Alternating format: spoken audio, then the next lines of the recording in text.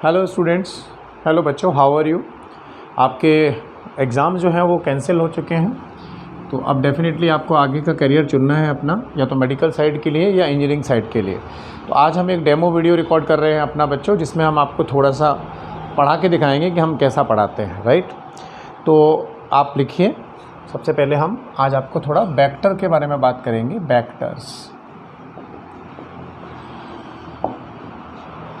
तो एक्चुअली क्या होता है, दो तरह की क्वांटिटीज़ होती हैं, एक तो होती हैं फिज़िकल और एक होती हैं नॉन फिज़िकल क्वांटिटीज़। पहले वेक्टर पढ़ने से पहले हमें क्वांटिटीज़ का पढ़ना ज़रूरी होता है। तो यहाँ इसको समझिए शॉर्ट में, फिज़िकल क्वांटिटीज़ एंड दूसरी होती हैं नॉन फिज़िकल।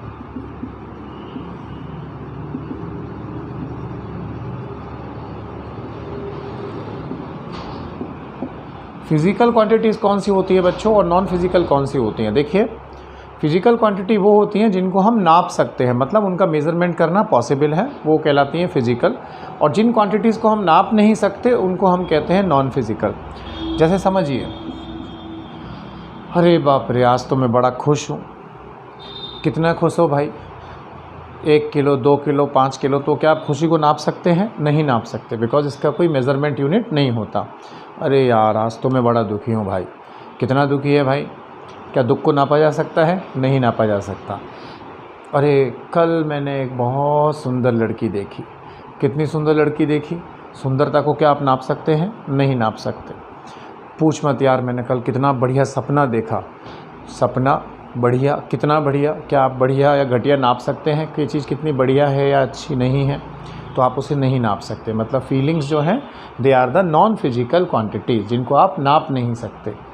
फिज़िकल कौन सी हुई? जैसे एक लेंथ है, आपको 2 मीटर कपड़ा लेना है, तो आप कपड़े को 2 मीटर स्केल जो होता है 2 बार लेकर नाप सकते हैं। तो वो क्वांटिटी कैसी हो गई? हमारी फिज़िकल क्वांटिटी। तो नॉन फिज़िकल क्वांटिटीज़ कौन सी होती हैं? फीलिंग्स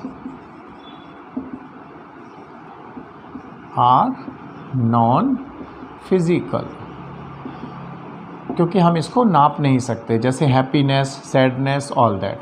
और फिज़िकल क्वांटिटीज़ कौन सी हो गई? जिनको हम मेज़र कर सकते हैं ऐसे कि, तो हम यहाँ लिखेंगे physical quantities can be measured.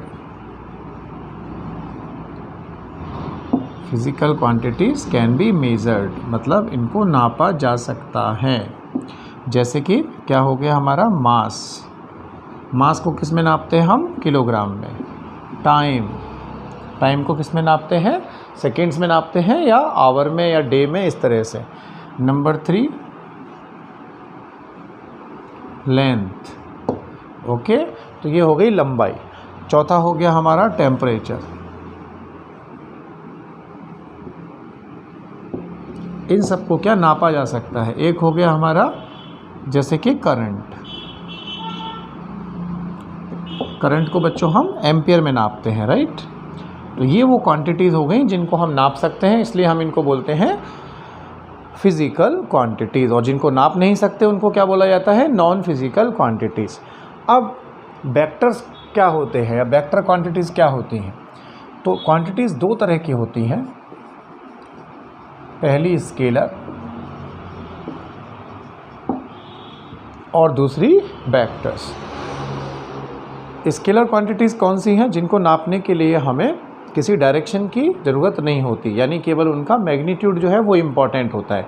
जैसे कोई वज़न कितने किलो है, या कोई लिक्विड कितना लीटर है, या किसी पर्टिकुलर इंसिडेंट में कितना टाइम लग रहा है, तो उसको हम नाप सकते हैं, इसलिए उसको बोला जाता है स्केलर क्वांटिटी। इसमें किसी डायरेक्शन की ज़रूरत नहीं होती। तो scalar quantities required only magnitude, whereas in the vectors we required magnitude plus direction। तो स्केलर में हमें दोनों चीज़ों की ज़रूरत पड़ती है बच्चों। मैग्नीट्यूड भी चाहिए होता है क्वांटिटी का, और उसकी डायरेक्शन की भी आवश्यकता होती है। तो बेसिकली इसकी रिक्वायरमेंट जो है उसको कैसे एक्सप्लेन करना है मैं समझाता हूँ। आप इसको थोड़ा कॉपी करें, 1 मिनट है आपके लिए। पहला classification on the basis of measurement. We can measure quantity is physical, we can't measure quantity is non-physical.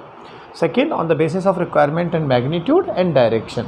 The quantities which require only magnitude for their expression are called the scalar quantities, means magnitude is enough to describe the quantity. But if we require magnitude as well as direction to describe a quantity, then it is called the vector quantity. Okay, see this for a minute.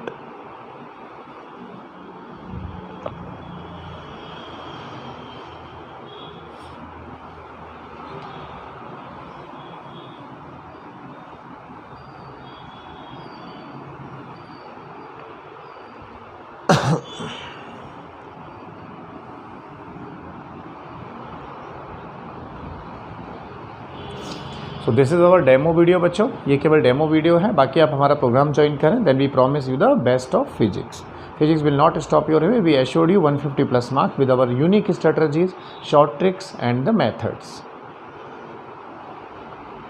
अब scalar हो गया और vectors हुआ. Vector में ये चीज़ समझिए कि direction की इंपॉर्टेंस कैसे है, इसको मैं आपको एक कहानी सुना के समझाता हूँ बच्चों. आप ऑब्वियस ही बात है कि क्लास 11th में जा रहे हैं, तो आपने अपने बचपन में 8th 9th 10th में सारे कार्टून्स तो देखे होंगे.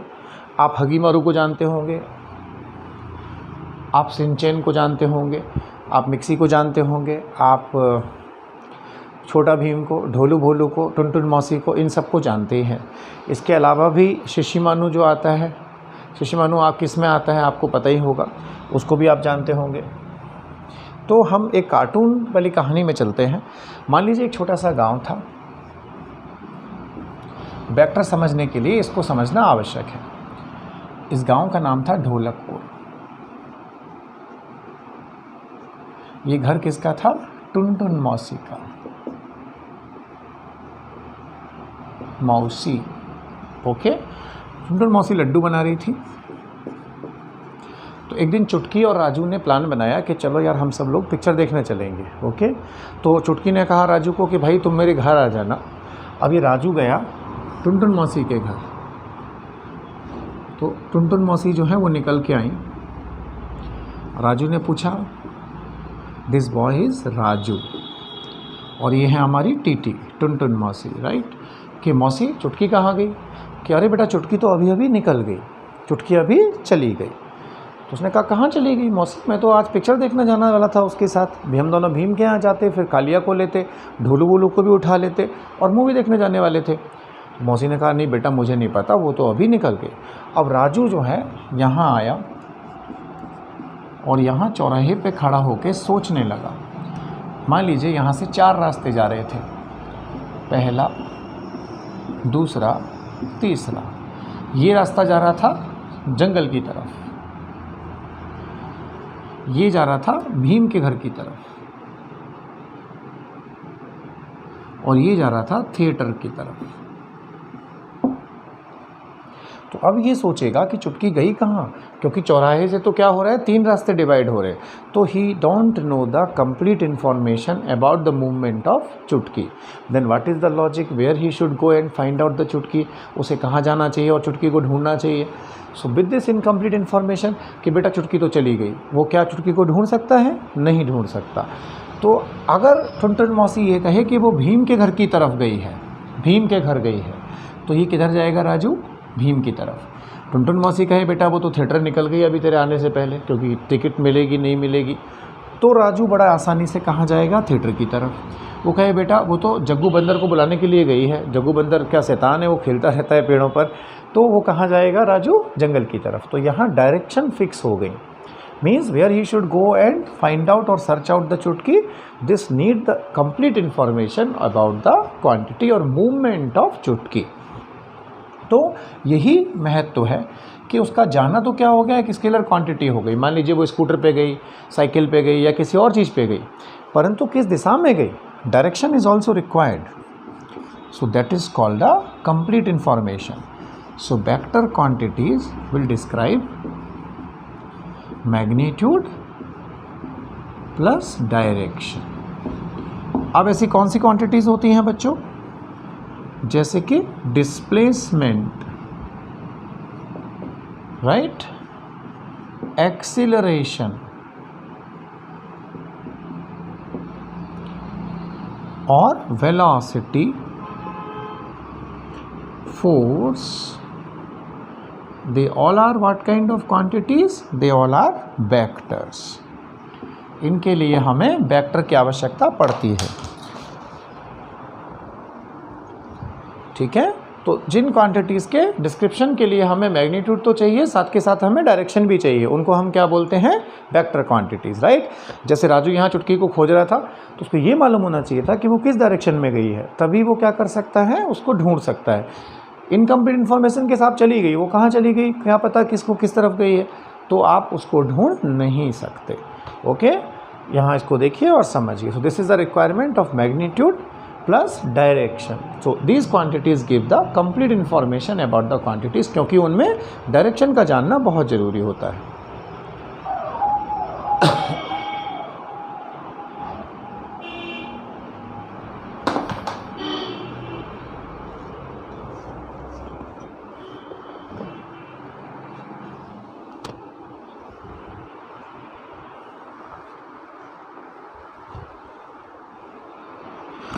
तो आई थिंक ये आप समझ गए होंगे कि किन्हीं क्वांटिटीज़ के लिए हमें आवश्यकता पड़ती है डायरेक्शन की, तो इसलिए हम क्या करते हैं? वहाँ पे मैग्नीट्यूड और डायरेक्शन दोनों का इस्तेमाल करते हैं। ओके बच्चों, अब हम समझेंगे इस चीज़ को कि भाई बेसिकली है क्या स्केलर एंड वेक्टर।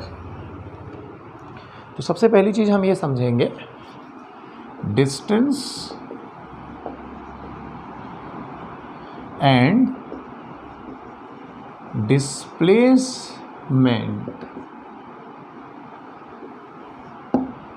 डिस्टेंस क्या होती है और डिस्प्लेसमेंट क्या होता है? तो बेसिकली बच्चों डिस्टेंस क्या होता है कि हम चले एक जगह से दूसरी जगह पर, राइट, वो हो गया हमारा distance. Means length of the path travelled by a body. Body जितना पाथ ट्रेवल कर रही है उसकी जो लंबाई है उसको हम कहते हैं डिस्टेंस। डिस्प्लेसमेंट क्या है?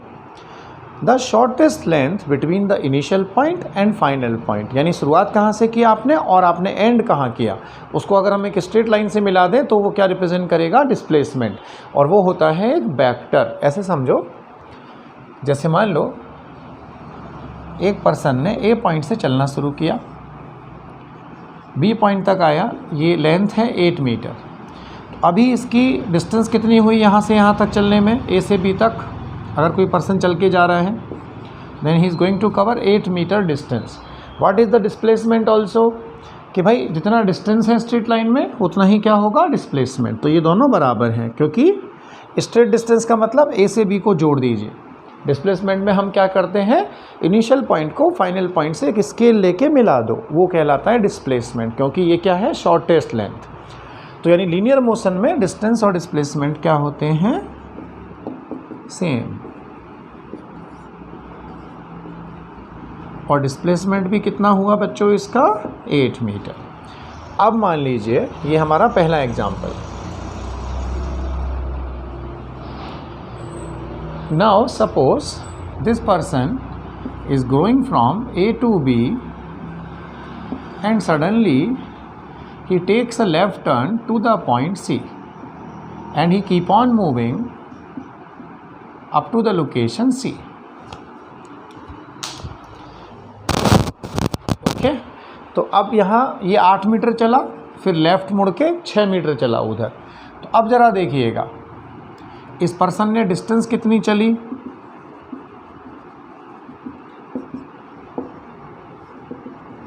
तो total length of the path ये 8 मीटर हुआ और ये कितना है बच्चों? 6 मीटर। तो 8 और 6 को अगर हम ऐड करेंगे तो क्या मिलेगा हमें? 8 + 6 14 meter. But if somebody ask us what is the displacement, then the shortest distance, ये इनिशियल है और ये फाइनल लोकेशन, दोनों को स्ट्रेट लाइन से मिला दो तो ये क्या बन गया एक तरह से हमारे लिए? Right angle triangle. Right angle triangle में बेटा हमारे एक अंकल हुए थे, बहुत बड़े अंकल थे, उनका नाम था पाइथागोरस, जो आपने ज्योमेट्री में पढ़ा होगा, ट्रिग्नोमेट्री में भी 9th-10th में, कि इसको कहते हैं हम हाइपोटेनियस। आप जानते हैं ना, hypotenuse square is perpendicular square plus base square. तो यहाँ पे क्या मिलेगा हमें? h square is p। इस ट्राइंगल में ये परपेंडिकुलर है 6 meter, square is 36। Is this और नॉट? और जो बेस है वो कितना है 8 मीटर, 8 का स्क्वायर 64, h स्क्वायर इज़ 100, यानी हाइपोटेनियस की वैल्यू कितनी आ गई 10 मीटर। ये हो गया साहब 10 मीटर, यानी पार्टिकल ने जो डिस्टेंस कवर करी वो कितनी थी 14, और डिस्प्लेसमेंट कितना आया इसका 10 meter. We have use the Pythagoras theorem. तो आपने क्या सीखा कि डिस्टेंस क्या है total length of the path, और डिस्प्लेसमेंट एक वेक्टर है कि आप ऐसे चले और कहाँ पहुँचे आखिरी में, वो एक स्ट्रेट लाइन डिस्टेंस जो होती है, shortest distance between initial and final point, here it is, that is called the displacement. Okay बच्चों, कॉपी करिए। डिस्टेंस क्या है, एक स्केलर क्वांटिटी है, और डिस्प्लेसमेंट क्या है, एक वेक्टर। वेक्टर का मतलब आप घूम घाम के कहीं भी जाओ तो आपका डिस्प्लेसमेंट यानी आपका जो लीनियर डिस्टेंस है इनिशियल टू फाइनल वो किस दिशा में है, तो वो कहाँ है, ए से सी में। जैसे हमारे चुटकी वाले एग्जाम्पल में ये समझिए कि राजू यहाँ था और चुटकी मान लो यहाँ थिएटर में चली गई। हो सकता है यहाँ पे कच्चा रास्ता हो, अगर उसे मालूम है तो ज़रूरी नहीं है कि वो ऐसे जाएगा घूम के, he can go straight towards the theatre, so he is going to opt the displacement path. Understand, you should know the final location, then you can opt this location just by choosing the straight path, that is called the displacement. तो distance जो है वो कैसा होता है scalar, और displacement कैसा होता है वेक्टर। तो हम इसको यहाँ हाईलाइट करके लिखेंगे, distance is a scalar quantity whereas displacement is a vector quantity।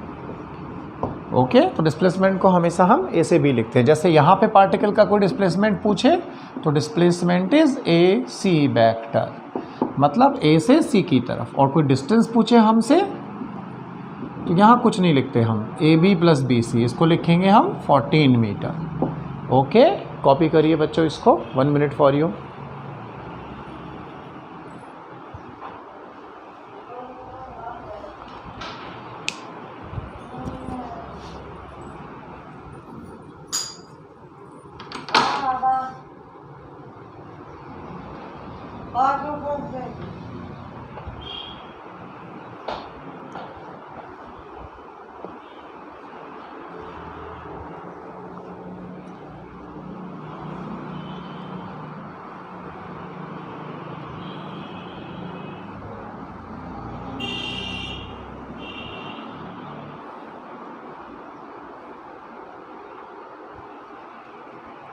Okay, अब इसमें हम एक एग्जाम्पल और लेंगे,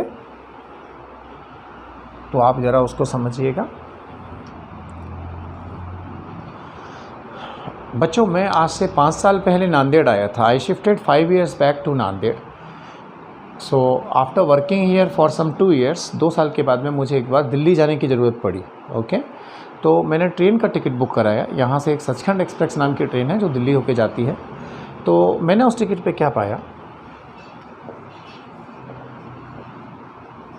when I booked a train ticket, suppose this is the location Nanded and I was supposed to go to Delhi। तो train पे जो distance लिखा हुआ था, ट्रेन टिकट पे वो डिस्टेंस लिखा हुआ था 1265 kilometre, sorry something 1365 near by इतना।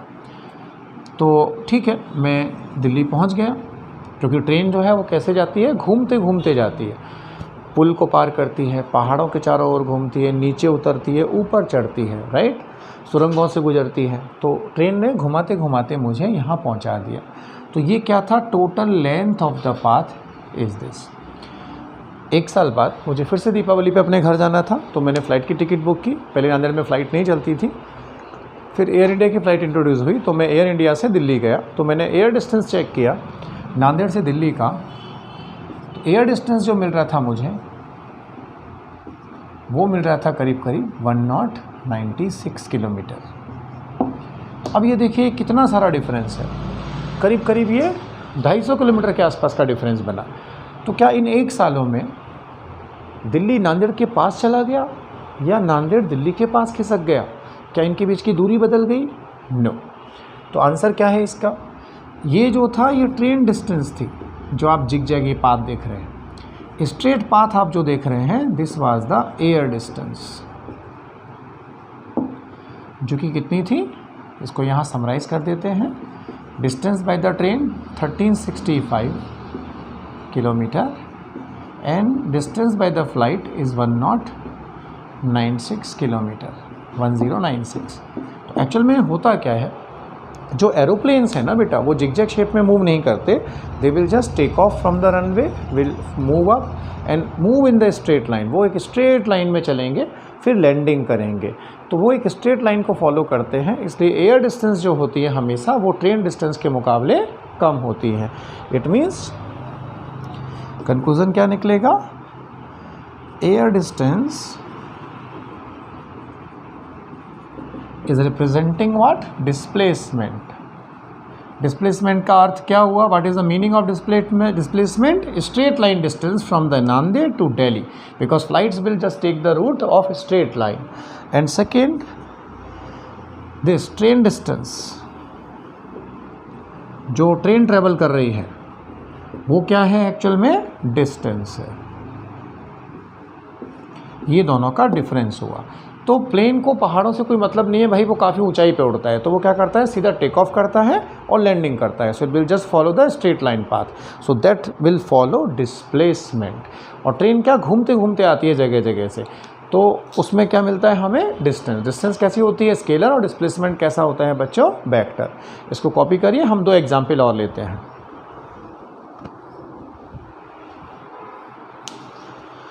ना तो नांदेड़ दिल्ली के पास खिसकता है भैया, और ना ही दिल्ली नांदेड़ के पास आता है, केवल पैटर्न ऑफ मोशन डिफरेंट होती है।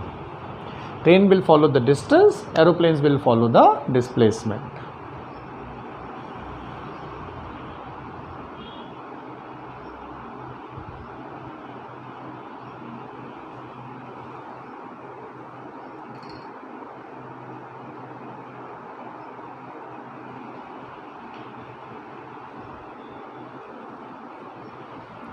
This is written here Nanded, this is Delhi, and this is air distance. Okay, you can zoom it and see.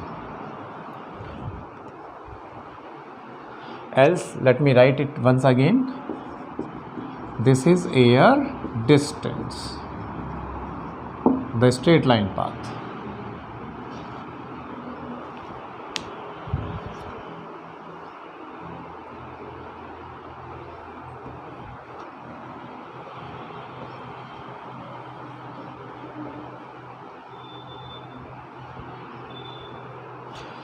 Medical में अक्सर एक सवाल पूछा जाता है हमसे, इसको हम एग्जाम्पल 4 करके लेंगे। What is the ratio of distance and displacement?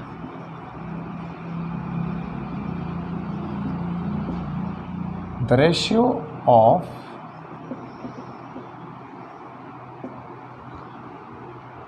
Is option A less than equal to 1, option B greater than equals to 1, C always equal to 1, the D none। तो डिस्टेंस और डिस्प्लेसमेंट की ratio क्या होगी, ये हमसे अक्सर पूछा जाता है। ओके, ये केवल मैं आपको डिफरेंसेस बता रहा हूँ स्केलर के और वेक्टर के।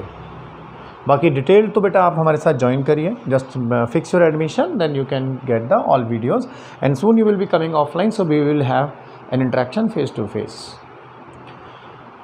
अब इसको कैसे निकाला जाए, बाप रे ये तो बड़ा कठिन सवाल है भाई। डिस्टेंस और डिस्प्लेसमेंट का रेशियो बताओ, एक स्केलर है भैया, एक वेक्टर है, पर रेशियो भी ध्यान रखना हमेशा किसका होता है, मैग्नीट्यूड्स का। तो यहाँ जब रेशियो निकाल रहे हैं तो वेक्टर प्रॉपर्टी नहीं है डिस्प्लेसमेंट में, डिस्टेंस का मैग्नीट्यूड और डिस्प्लेसमेंट का मैग्नीट्यूड, यानी उस लेंथ की लंबाई पूछ रहा है केवल। तो इसको हम सॉल्व कैसे करेंगे, देखिए हम ये मानेंगे कि कोई भी ऑब्जेक्ट अगर ए से बी गया, अभी अभी हमने लिया 8 मीटर, तो डिस्टेंस और डिस्प्लेसमेंट क्या थे, distance equal to displacement, each was 8 metre.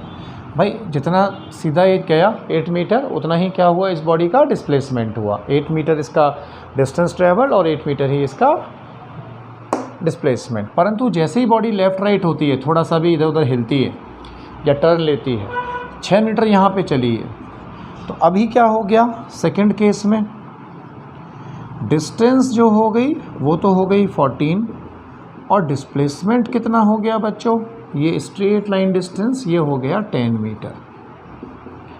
तो यहाँ से हम ये कह सकते हैं, देखिए दोनों को, स्ट्रेट लाइन मोशन में दोनों चीज़ें सेम होती हैं, राइट, यानी दोनों की लेंथ सेम है, पर जहाँ भी पाथ में डेविएशन है वहाँ पे कौन ज़्यादा है, डिस्टेंस। तो हम कह सकते हैं डिस्टेंस जो होती है that is always greater than displacement और इट इज़ इक्वल। तो हम क्या कह सकते हैं, रेशियो अगर लें हम, डिस्प्लेसमेंट डिवाइडेड बाय डिस्टेंस। ऐसा कहिए कि हमने दोनों साइड में डिस्प्लेसमेंट का डिवाइड कर दिया, तो ये बन गया डिस्टेंस अपॉन डिस्प्लेसमेंट, और डिस्प्लेसमेंट अपॉन डिस्प्लेसमेंट इज 1। तो कौन सी चॉइस आपको दिख रही है यहाँ पर, second choice. So the answer is B option, यानी या डिस्टेंस हमेशा डिस्प्लेसमेंट से बड़ी होती है या ज़्यादा से ज़्यादा क्या हो सकती है, उसके बराबर। अगर मोशन कैसी है, स्ट्रेट लाइन, जरा भी डेविएशन हुआ तो डिस्प्लेसमेंट स्ट्रेट लाइन में जाएगा, तो वो हमेशा डिस्टेंस से कम होगा। भाई मैं आपसे बड़ा हूँ बच्चों, या आप मुझसे छोटे हैं, बात तो एक ही है। मैं कह सकता हूँ मैं आपसे बड़ा हूँ, आप कहोगे सर नहीं हम आपसे छोटे हैं, थिंग इज़ सेम। तो distance is more than displacement, or for a straight line it is merely equal, or what merely, like it is always equal for straight line motion.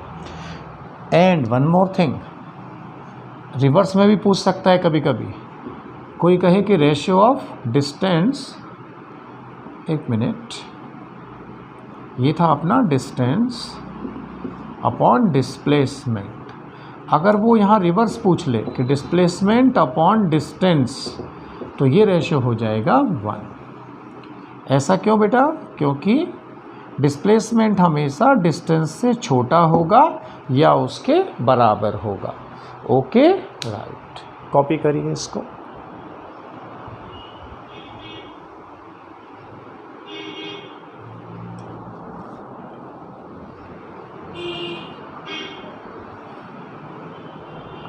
तो लीनियर मोशन में जब सीधी motion होती है दोनों बराबर होते हैं, जरा भी डेविएशन होते हैं तो डिस्टेंस हमेशा ज़्यादा होती है, या कहिए डिस्प्लेसमेंट कम होता है। तो डिस्टेंस हमेशा ज़्यादा होगी या बराबर होगी डिस्प्लेसमेंट के। तो इन दोनों का रेशियो जो है वो ग्रेटर देन 1। रिवर्स में पूछ ले तो आपको करना है लेस देन 1। इसको ऐसा समझ लो, मैं आपसे बड़ा हूँ या आप मुझसे छोटे हैं, बात एक ही है। तो ये स्टेटमेंट कहता है कि डिस्टेंस डिस्प्लेसमेंट से ज़्यादा है, ये कहता है कि डिस्प्लेसमेंट डिस्टेंस से कम है। अगर मल्टीप्लाई करोगे तो क्या मिलेगा, 1 का multiply, displacement is lesser than distance और it is equal in case of straight line motion. Okay fine.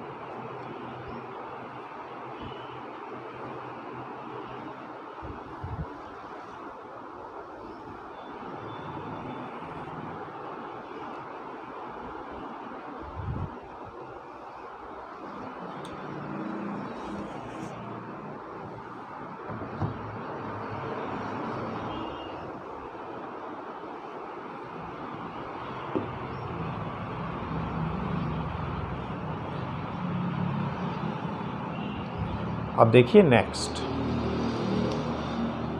कई बार हमसे क्लोज्ड पाथ की बात की जाती है। क्लोज्ड पाथ क्या होता है, जैसे मैं आपको डिस्टेंस डिस्प्लेसमेंट समझा रहा हूँ जिससे आपको काइनेमेटिक्स में आसानी हो। वेक्टर इंट्रोड्यूस किया मैंने, फिर मैं थोड़े इसके एग्जाम्पल ले रहा हूँ। अगर मान लीजिए हम एक जॉगिंग ट्रैक पे घूम रहे हैं, इसकी जो रेडियस है वो r है। कोई पर्सन A पॉइंट से चलना शुरू करता है, दौड़ता है पूरे ट्रैक पर और घूमकर यहाँ वापस आ जाता है A पॉइंट पर। जैसे आप स्कूल गए, स्कूल में रुके और स्कूल से घूमकर खाना पीना खाकर पढ़ाई कर कर घर पे वापस आ जाओ बच्चों, तो तुमने डिस्प्लेसमेंट कितना किया अपनी बॉडी का, तो वो होगा 0, क्योंकि आप घर से गए थे और घर से वापस आ गए, राइट। तो यहाँ पे डिस्प्लेसमेंट हो गया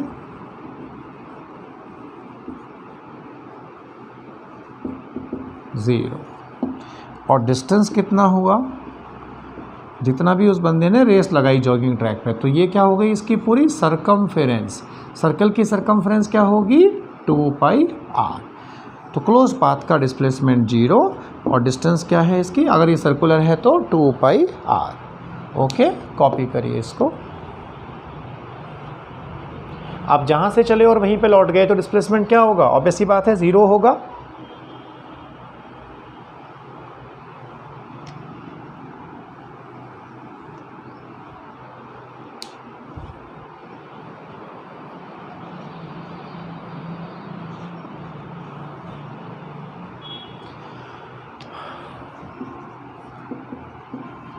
आखिरी एग्जाम्पल लेते हैं बेटा, एग्जाम्पल 5। मान लो एक बच्चा है, ये रोज़ स्कूल जाता है, ये बैग है इसका, यहाँ गांव में इसका स्कूल है, ये हमारा झंडा, राइट। विजयी विश्व तिरंगा प्यारा, झंडा ऊंचा रहे हमारा।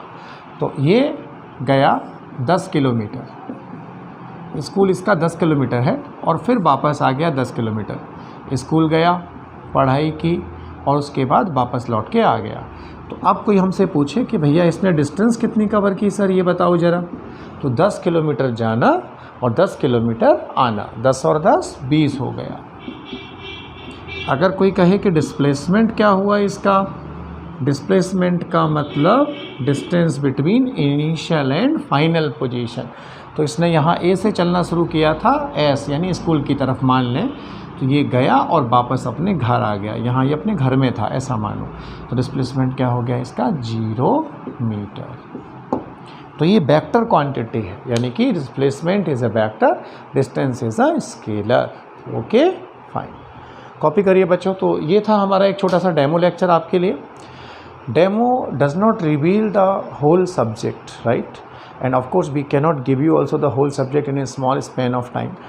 Anyway, it is just about to explain the teaching methodology and all, but online में उतना मज़ा नहीं आता है बेटा। ऑफलाइन में जितना हम प्रैक्टिकली फ़न करते हुए पढ़ाते हैं, तो आप समझ सकते हैं इसको। आप जल्दी से जल्दी हमारा ऐप डाउनलोड करें और 11th क्लास में अपना एडमिशन इंश्योर करें। We assured you the best training of the physics, and आपके अच्छे मार्क्स आएंगे, फिजिक्स आपका रास्ता नहीं रोकेगी, and even we will make it easy, we will make it funful for you, and we will build up a very strong concept for you.